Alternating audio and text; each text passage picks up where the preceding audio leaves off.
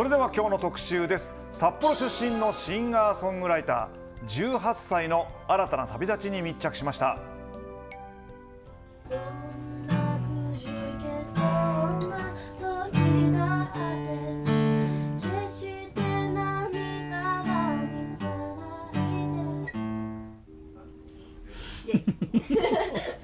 お久しぶりです。久しぶりだね。元気してました？はい、元気でした。ああ、そうですか。こんばんは、湊ゆずです。STB ラジオに毎週レギュラーで出演している湊ゆずさん。20世紀の名曲をカバーするコーナーがじわじわ人気を集めています。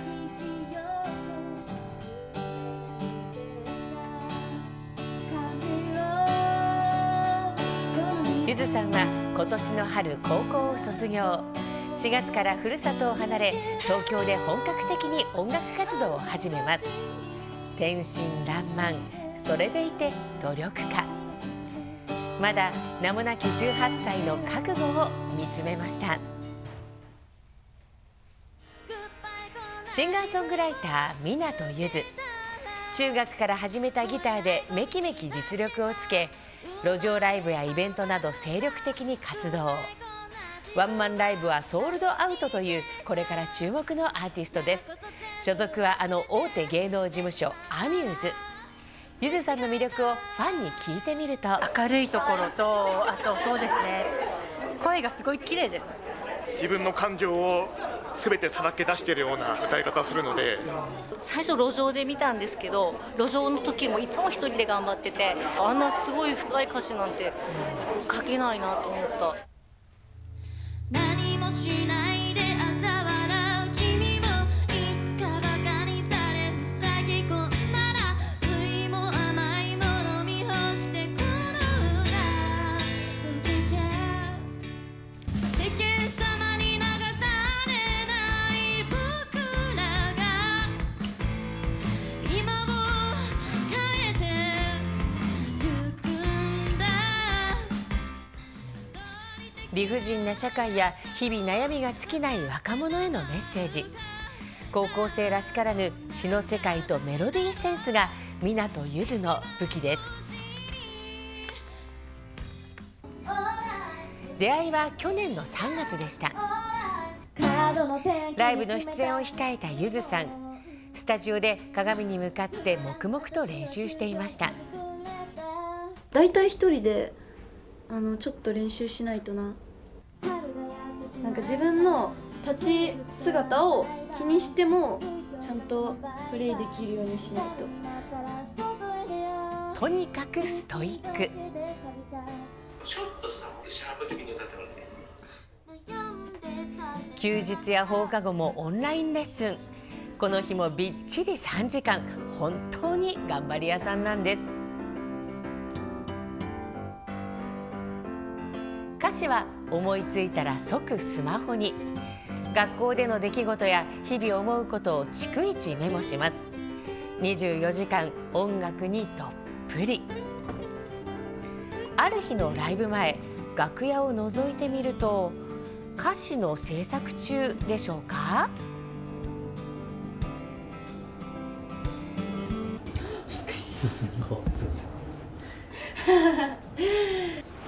エゴサエゴサしてましたね。今はゆずちゃんの曲がインスタのおすすめに出てきた。やったーみたいな。いいことと悪いこともあるじゃないですか。はい。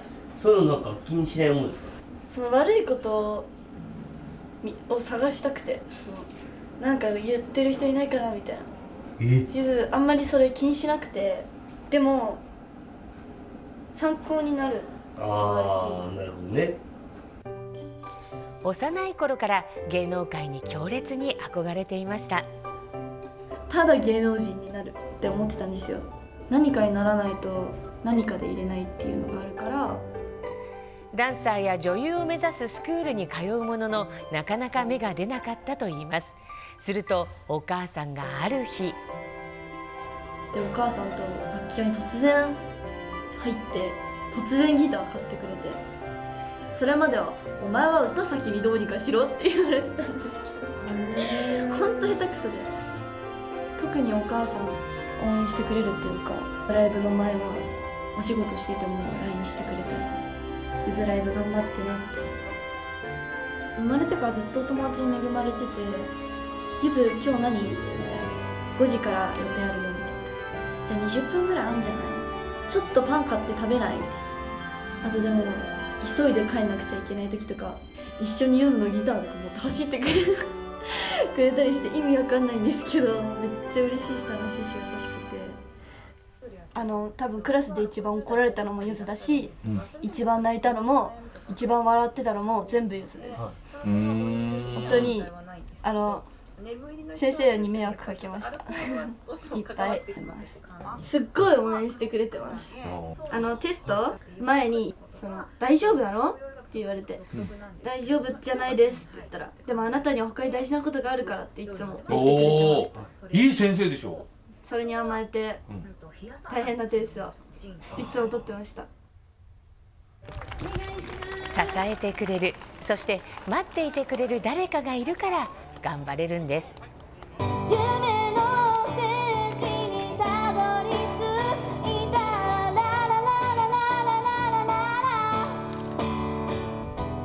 もっといろんな人のこと救える曲書いていくことにしたので、4月から絶対に帰ってくることが恥ずかしいことないように頑張っていこうかなと思います。上京する前に行きたかった場所が、着きました。ここは小さい頃よく遊んでいた公園。なんかこの雪山の中に入るのが好きで、埋まって何時間もお友達のお母さんにスコップで掘ってもらったこととかあって、雪合戦してたんですけど、当てられたら泣いて帰ってました何しても怒るので、多分みんな遊びたくなかったんじゃないかなと思う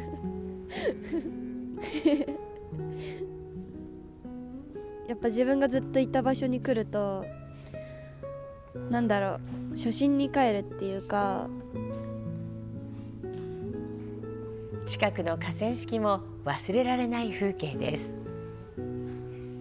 いや懐かしいです。この山の連なり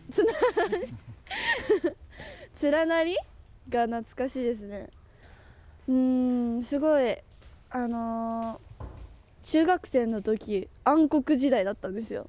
もう毎日夜寝れないぐらいいろんな悩みがあって、中学校2年生の時はもうがっつり自粛期間で、なんか自分今何やってんだろうってなり始めちゃって、あんまり人とも話せなくなったらすごい暗い気持ちになって、夜中の4時とかまでお母さん朝から仕事なのにずっとゆずの相談聞かせてめっちゃ起こして、で外に出ないとって思って、でなんとか来れるのがこの河川敷だったんですよ。で何もしてなかったですね。ただ走って頑張ってる人とか見て、こうただ見てるだけだし、ただ座ってるだけだし、でも誰かに何かされたとかでは全くなくて、なんか自分を出すタイミングを見失ってたから。苦しみは誰にでもあるもの、弱さを受け入れる強さが湊ゆずの原点なのかもしれません。その中ちょっとね、動画をちょっと見てほしくて、これ持って、はい。やばっ。お名前から一応書いてよろしいですか。はい、鈴木翼と言います。やっぱり他の生徒とはちょっと違う視点があるのかなと。ただ最初は本当に趣味程度の部分だと思っていたので、今考えるとここまでなるとは思ってなかったっていうのが正直なところです。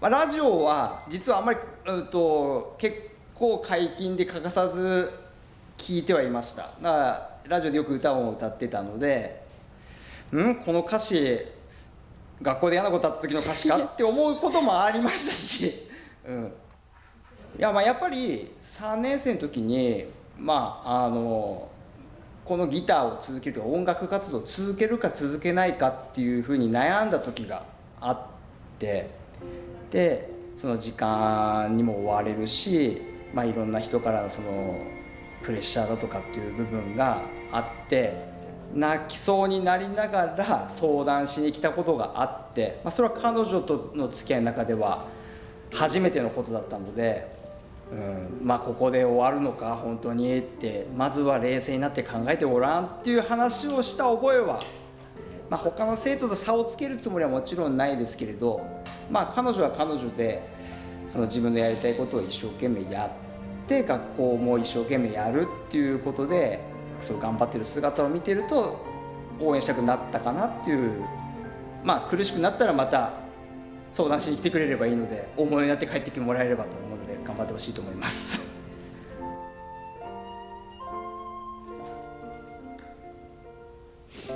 ありがとうございます。素敵な映像。なんかわかんないですけど、すごい信じてたんですよ、先生のこと。やっぱ叱ってくれる人っていうのは少ないので、だからそういう人を大切にしたいなって自分はすごい思ってて、卒業しても会いに行っていいですか？そして上京前にやりたかったことがもう一つ。ララララララララララ。それはいつも路上ライブに来てくれるファンの声を集めること。自分の歌にみんなの声を乗せたかったんです。めっちゃ完璧。これやばいです。不安な気持ちがちょっとずつ和らいできてはいますね。なんかやってればいいことたくさん起きるなってこの1年ですごい思ったので、迷ってもずっと一旦止まらず走り続けてればなんか一つずつ実現する気がしてます。ありがとうございます。希望の歌がそっと芽吹く春。お帰りなさいといつか言うその日まで、今は行ってらっしゃい。北海道から上京するっていうのはやっぱりこの海を渡るんでね、より遠くに行くっていう不安もあると思うんですけども、いや非常に感受性豊かな方だなと思うんですよね。第一印象であったり歌声はすごく柔らかい方だなと思うんですけれども、ものすごく意志も心も強い方で、考え方もしっかりとされている。だからこそ多くの方がね応援されているんだと思います。次の日曜日は、東京に行く前最後の札幌でのワンマンライブもありますので、これもまた特別な時間になりそうですね。あと貴重な青春時代をこのコロナ禍に当たってしまったって世代がいよいよ社会に羽ばたいていくんだって、これもう全力で応援したいなというふうに思いますね。以上特集でお伝えしました。